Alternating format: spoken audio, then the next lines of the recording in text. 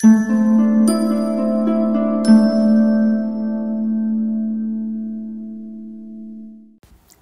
And welcome back. നമ്മൾ ഇന്ന് Calicut university first sem BCom BBA കുട്ടികളുടെ ബിഗ്ഡേൽ ബച്ചെ എന്ന ചാപ്റ്ററാണ് എടുക്കുന്നത്. ബിഗ്ഡേൽ ബച്ചെ മനീഷ കുൽശ്രേഷ്ഠിൻ്റെ ഒരു സ്റ്റോറിയാണ്, ഇൻട്രസ്റ്റിംഗ് സ്റ്റോറിയാണ്. Will move straight to the essay type question.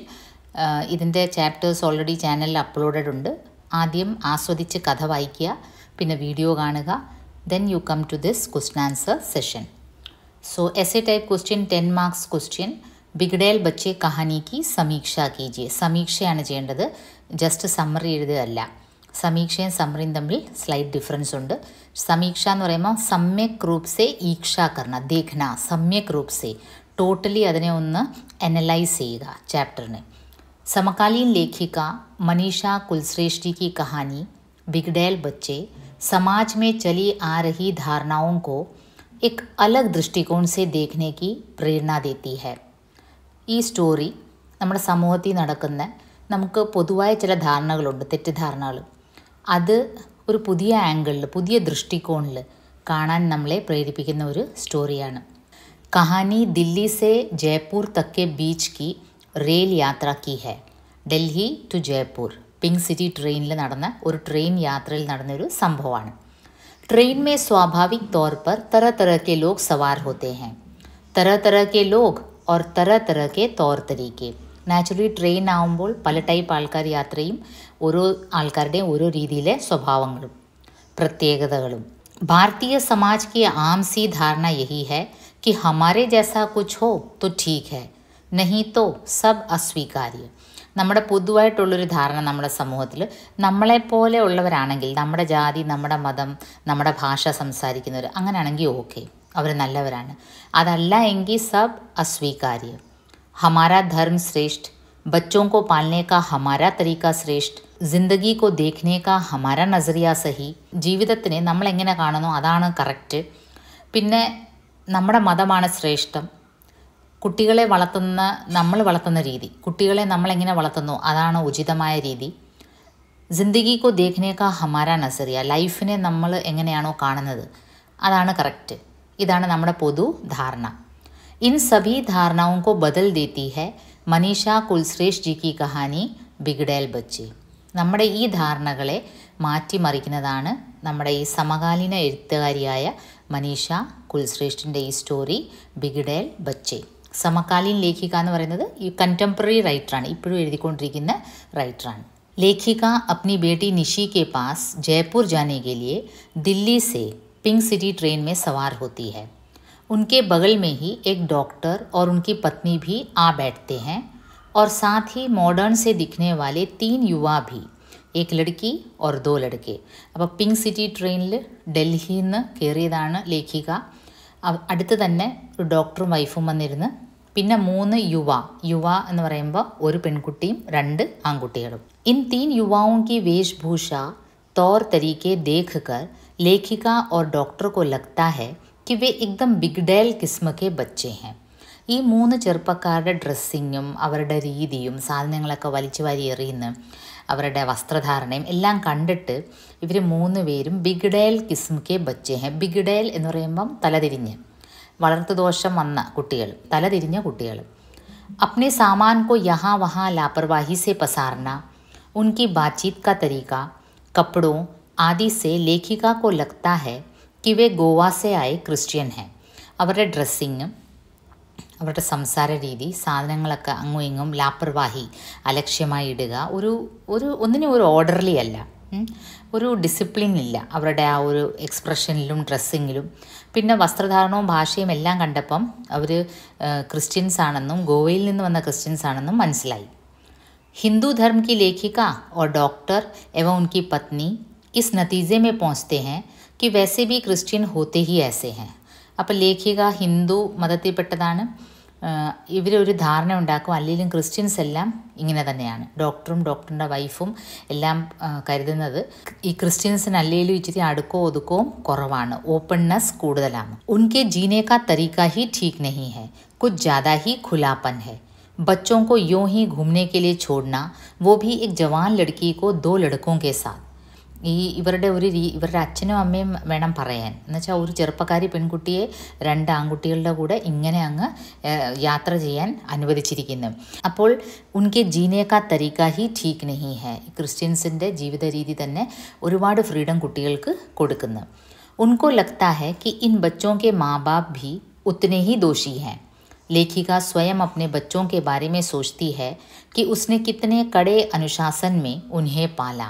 അപ്പോൾ ഈ ട്രെയിൻ യാത്രയിൽ ഇരിക്കുന്ന ഈ റൈറ്റർ ഇവരുടെ ഒരു സ്വഭാവമുണ്ട്. ആരെ കണ്ടാലും അവരെ പറ്റി ഒന്ന് അനലൈസ് ചെയ്യുക. ക്രിസ്ത്യനാണോ ഹിന്ദുവാണോ, സ്വഭാവ രീതികൾ എല്ലാം.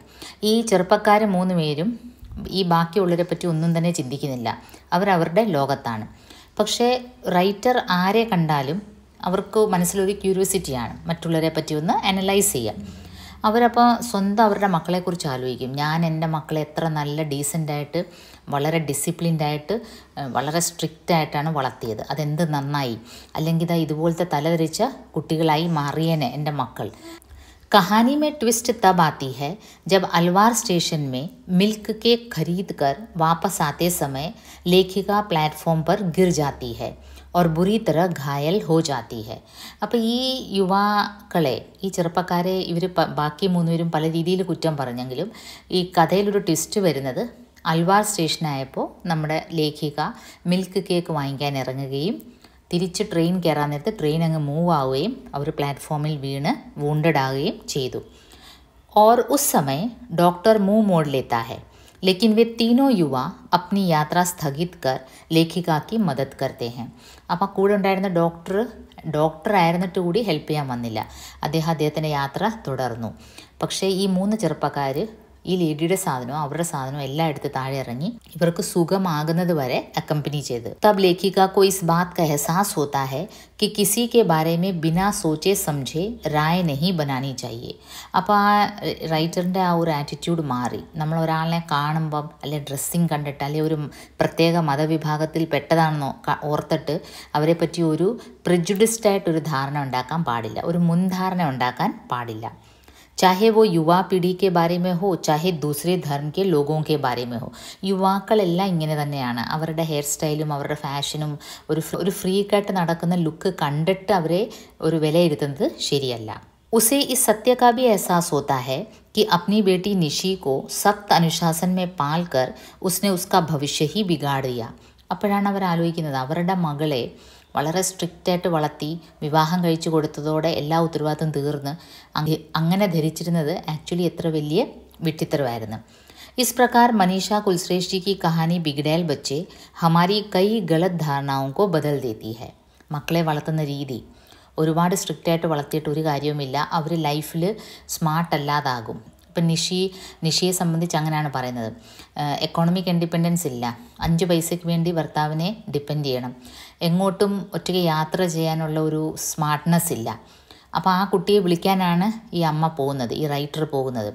അപ്പം ഞാൻ ഇങ്ങനെ എൻ്റെ മക്കളെ വളർത്തിയത് വലിയ കാര്യമാണെന്ന് പറഞ്ഞ് ഞാൻ ഇരിക്കുകയായിരുന്നു. ഒരാളുടെ കൂടെ കെട്ടിച്ചു വിട്ടപ്പം ഒരു വലിയ സംഭവം നടന്ന പോലാണ് എനിക്കും ഹസ്ബൻഡിനും തോന്നിയത്. പക്ഷേ വാസ്തവത്തിൽ എൻ്റെ ധാരണകളെല്ലാം തെറ്റായിരുന്നു എന്ന് ഓദറിന് തോന്നും. So moving on to the short answer type question, that is 5 marks question. बिगड़ैल बच्चे के आधार पर युवा पीढ़ी के संबंध में बुजुर्गों के दृष्टिकोण का परिचय दीजिए. ഈ ബിഗ്ഡേൽ ബച്ച എന്ന സ്റ്റോറീനെ ബേസ് ചെയ്ത് യുവാക്കളെ പറ്റിയുള്ള ബുജുർഗ് എന്ന് വെച്ചാൽ സീനിയേഴ്സ്, പ്രായമായവർ, അവരുടെ ദൃഷ്ടികോൺ, അവരുടെ അഭിപ്രായം എന്താണെന്നുള്ളത് പറയുക. युवा पीढ़ी के बारे में बुजुर्गों के मन में हमेशा कई तरह की गलत धारणाएं बनी रहती हैं. वे यही समझते हैं कि युवा पीढ़ी एकदम लापरवाह है. ഒന്നാമത്തെ ഗലത് ധാരണ, എല്ലാ ചെറുപ്പക്കാരും ലാപ്പർവാഹാണ് എന്ന് വെച്ചാൽ ഒരു ലക്ഷ്യബോധം ഇല്ലാതെ നടക്കുന്നവരാണ്. ബിനാ കോയി ജീവൻ ലക്ഷ്യവാലേ ഹെ, സ്വാർത്ഥി ഹെ, സ്വാർത്ഥരാണ്, ഒരു ലക്ഷ്യമില്ലാതെ നടക്കുന്നവരാണ്. പ്രായമാവുന്ന അച്ഛനും അമ്മയും ഓൾഡ് ഏജ് ഹോമിലിടും, ഇവരുടെ കാര്യം മാത്രമേ നോക്കുകയുള്ളൂ, ആരെയും സഹായിക്കില്ല. ഇങ്ങനെയൊക്കെ ധാരണയാണ് യുവാക്കളെ പറ്റി. उनको लगता है कि युवाओं का हेयर स्टाइल, वस्त्र धारण करने का तरीका सब फालतू है. ചെറുപ്പക്കാരുടെ ഹെയർ സ്റ്റൈൽ, അവരുടെ ഡ്രസ്സിങ് എല്ലാം വെറും ഷോ മാത്രമാണ്, യൂസ്ലെസ് ആണ്. ഫാഷൻ के नाम पर बेशर्मी से ड्रेस करते हैं, ना उनमें सोशल वैल्यूज़ हैं, ना कुछ बनने की काबिलियत.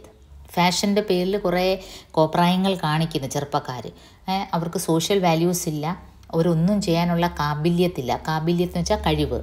न अक्ल न हिम्मत, അവർക്ക് ബുദ്ധിയില്ല, കഴിവില്ല. ബസ് ഫാഷൻ और दिखावा मात्र है, ഫാഷനും സ്റ്റൈലും മാത്രമേ ഉള്ളൂ. उनको लगता है युवा पीढ़ी में बुजुर्गों के प्रति प्यार एवं आदर की भावना बचा ही नहीं. അവർക്ക് വേറൊരു ശക്തമായ ധാരണ എന്താണ്? യുവാക്കൾക്ക് മുതിർന്നവരെ പറ്റി ഒരു റെസ്പെക്റ്റോ മുതിർന്നവരോടുള്ള സ്നേഹമോ ഒന്നും തന്നെ ഇല്ല. മൂല്യ ഓർ സംസ്കാർ കുച്ച് ബി നഹി. മൂല്യ, വാല്യൂസ്. ഈ വാല്യൂസ് എന്ന് പറയുന്നത് എപ്പോഴും എൽഡർ ജനറേഷൻ പറയുന്നത് അവർക്കാണ് വാല്യൂസ് ഉള്ളത്. മറിച്ചൊന്ന് ചിന്തിച്ചാൽ ചെറുപ്പക്കാർ എൽഡർ ജനറേഷൻസിൻ്റെ വാല്യൂസിനെ പറ്റി ചിന്തിച്ചാൽ അതിലെത്രമാത്രം തെറ്റ് വാസ്തവത്തിൽ അവർക്ക് കണ്ടെത്താൻ പറ്റും. അപ്പോൾ ഇതൊക്കെയാണ് ഈ ബിഗ്ഡേൽ ബച്ചെ എന്ന സ്റ്റോറിയിൽ യുവാക്കളെ പറ്റി മുതിർന്നവർക്കുള്ള ഒരു തെറ്റിദ്ധാരണ. नेक्स्ट क्वेश्चन, बिगड़ैल बच्चे की लेखिका को अपनी बेटी निशी के बारे में क्या क्या विचार आते हैं? लेखिका की बेटी निशी पढ़ने में तेज़ थी. MBA करने के बाद वो बम्बई जाकर एक मल्टीनेशनल कंपनी में नौकरी करना चाहती थी. പഠിക്കാൻ മിടുക്കിയായിരുന്നു നിഷി. MBA ചെയ്തവളാണ്. ബോംബെ പോയി ഒരു മൾട്ടിനാഷണലിൽ ജോലി ചെയ്യാൻ ആഗ്രഹിച്ചു. लेकिन लेखिका ने उसे अपनी इच्छा से नौकरी पर छोड़ने के बजाय उसका विवाह कर दिया. അപ്പോൾ ലേഖിക എന്താണ് ചെയ്തത്? അവിടെ ഇഷ്ടത്തിന് ജോലിക്ക് വിട്ടില്ല. കാരണം ബോംബെ പോലുള്ള നഗരത്തിൽ ഒറ്റയ്ക്കൊരു പെൺകുട്ടി പോകുന്നത് ശരിയല്ല. വിവാഹം കഴിപ്പിച്ച് അയച്ചു. ഉन्हें लगा कि इस प्रकार बेटी का जीवन बस जाएगा. അപ്പോൾ പെൺകുട്ടിയുടെ ജീവിതം അങ്ങ് സെറ്റിലായി, വിവാഹത്തോടെ എല്ലാം തീർന്നു, എല്ലാം സെറ്റായി എന്ന് വിചാരിച്ചു. നിഷി को उसके पसंद से विवाह भी नहीं करने दिया. നിഷിയുടെ ആഗ്രഹം അനുസരിച്ച് വിവാഹവും നടന്നില്ല. फलस्वरूप निशी पूर्ण रूप से पति पर आश्रित हो गई. न आर्थिक स्वतंत्रता न चेहरे में खुशी. എക്കോണമിക് ഇൻഡിപെൻഡൻസ് ഇല്ല. ആർത്തിക് മീൻസ് എക്കോണമിക്, സാമ്പത്തികമായിട്ട് കയ്യിൽ 5 പൈസയില്ല. പിന്നെ സന്തോഷവും ഇല്ല. എപ്പോഴും ഒരു ദുഃഖഭാവമാണ്. 27 साल की उम्र में ही 35 की लगती थी. 27 വയസ്സേ ഉള്ളെങ്കിലും 35 വയസ്സ് തോന്നിക്കും നിഷിക്ക്. കാരണം എന്താണ്? ജീവിതത്തിൽ ഒരു ടെൻഷൻസും ഒരു സന്തോഷവും ഇല്ലായ്മ നമ്മളെ പ്രായം കൂടുതലായിട്ട് തോന്നിപ്പിക്കും. एक स्थायी हताशा उसके चेहरे पर होती. സ്ഥായിയായിട്ടുള്ള ഒരു ഹതാശാഭാവം, ഹതാശ എന്ന് വെച്ചാൽ ഒരു ദുഃഖഭാവം, എല്ലാം തകർന്ന ഒരു ഭാവം നിഷിയുടെ മുഖത്ത് ഉണ്ടായിരുന്നു. കഠോർ അനുശാസൻ और अतिरिक्त सुरक्षित वातावरण में पलकर निशी एकदम से दब्बू बनकर रह गई. കഠോർ അനുശാസൻസ്, വളരെ സ്ട്രിക്റ്റ് ആയിരുന്നു ഡിസിപ്ലിൻ. അതിരിക്ത് സുരക്ഷിത് വാതാവരൺ, വളരെ കെയറിങ് ആയിട്ടുള്ള ഒരു അറ്റ്മോസ്ഫിയറാണ് നിഷിക്ക് ഈ ലേഖികയും ഹസ്ബൻഡും കൊടുത്തത്. എന്നുവെച്ചാൽ എങ്ങോട്ടും ഒറ്റയ്ക്ക് വിടത്തില്ല, എല്ലായിടത്തും കൂടെ പോവുക, എസ്കോട്ട് പോവുക. അപ്പോൾ അങ്ങനെ വളരുന്ന കുട്ടികൾ പിന്നീട് ലൈഫിലങ്ങ് വല്ലാതെ പരാജയപ്പെടും. കാരണം അവർക്ക് ഒറ്റയ്ക്ക് സ്മാർട്ടായിട്ട് ഒന്നും ചെയ്യാൻ പറ്റാതാവും. वो एकदम दब्बू बनकर रह गई. ദബ്ബു എന്ന് വെച്ചാൽ एकदम മണ്ണുണ്ണിയായിട്ടായി. കാരണം അവർക്ക് ഒന്നും തന്നെ ചെയ്യാൻ അറിയില്ല. കാരണം അങ്ങനെയാണ് വളർത്തിയിരിക്കുന്നത്. लेखिका अपने आप से प्रश्न करती है कि बस शादी कर देने भर से हमने क्या उसे सुरक्षित कर दिया. അവസാനം ഈ ലേഖിക സ്വയം ചോദിക്കുകയാണ് ഒരു ചോദ്യം. അവൾ ഈ വിവാഹം കഴിച്ച് അയച്ചു എന്ന് പറഞ്ഞ് നമ്മൾ എന്തോ വലിയ അവളെ സേഫാക്കി വെച്ചു എന്നുള്ളൊരു തോന്നൽ വാസ്തവത്തിൽ ശരിയാണോ അല്ലയോ? അപ്പോൾ ഇതൊക്കെയാണ് നിഷി के बारे में लेखिका के मन में विचार उत्पन्न होते हैं. വെരി ഷോർട്ട് ആൻസർ ടൈപ്പ് ക്വസ്റ്റിനിലേക്ക് പോവുകയാണെങ്കിൽ 3 മാർക്കിൻ്റെ ബിഗ്ഡേൽ ബച്ചെ may Samaj Ki kiss വിസംഗതി Ki or Ishara ഹെ. ബിഗ്ഡേൽ ബച്ചെ സ്റ്റോറിയിൽ സമൂഹത്തിലെ ഏത് കൊള്ളരുതായ്മയാണ് ചൂണ്ടിക്കാണിക്കുന്നത്? हमारे समाज में अक्सर यही धारणा रहती है कि हमारा धर्म श्रेष्ठ, हमारे धर्म के लोग श्रेष्ठ, बच्चों को पालने का हमारा तरीका श्रेष्ठ. നമ്മുടെ സമൂഹത്തിൽ ഈ ഒരു ധാരണയുണ്ട്, നമ്മുടെ മതമാണ് ശ്രേഷ്ഠം, നമ്മുടെ മതത്തിൽപ്പെട്ട ആൾക്കാർ മാത്രം കൊള്ളാവുന്നവർ. ബച്ചോം കോ പാലനെ കാ ഹമാര തരീക്ക, കുട്ടികളെ വളർത്തുന്ന നമ്മുടെ തരീക്ക, നമ്മുടെ സ്റ്റൈലാണ് കറക്റ്റ്. യുവാ പീഡി ലാപർവാ, ചെറുപ്പക്കാർ വെറും യൂസ്ലെസ്. യുവാ പീഡി സ്വാർത്ഥി ആദി, യുവാ പീഡി വളരെ സ്വാർത്ഥിയാണ്, സെൽഫിഷാണ്. ഇതൊക്കെയാണ് സമാജ് കി വിസംഗതിയാ. ഇൻ വിസംഗതിയോ കി ഓർ ഇഷാര കർത്തി ഹെ ബിഗ്ഡേൽ ബച്ചെ കഹാനി. സമൂഹത്തിലെ ഈ ഓരോ തെറ്റിദ്ധാരണകളും കൊള്ളരുതായ്മകളിലേക്കുമാണ് ഈ കഥ വിരൽ ചൂണ്ടുന്നത്. ഇനി ഡയലോഗ്സ് ആണ്. ഇത് പ്രോബബ്ലി വരാവുന്നൊരു കാര്യമാണ്. അപ്പോൾ നിങ്ങൾ ചാപ്റ്റർ നല്ലപോലെ വായിച്ചാൽ മതി. ഭവിഷ്യ യേ യുവാ ഹമേ വൃദ്ധാശ്രम के अलावा क्या देंगे? महास्वार्थी है यह पीढ़ी. ये पंक्तियाँ किस रचना से उद्धृत है? इस रचना का लेखक कौन है? ये रचना ഏതിലാണ്? मनीषा कुलश्रेष्ठ बिगड़ैल बच्चे नामक कहानी से उद्धृत है.